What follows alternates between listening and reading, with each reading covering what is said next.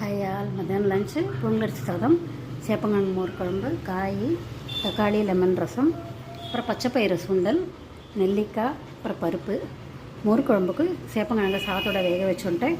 அப்புறம் தேங்காய், ஜீரகம், கொத்தமல்லி வேறு, துவரம்பருப்பு ஊற வச்சதை அரைச்சிட்டு தயிரில் போட்டு கலந்துட்டு கொதிக்க வச்சுட்டு உரிச்ச சேப்பங்கிழங்கை போட்டுட்டு கடுகு தாளிச்சு போட்டேன். அவ்வளோதான். கருவேப்பிலையும் போட்டாச்சு.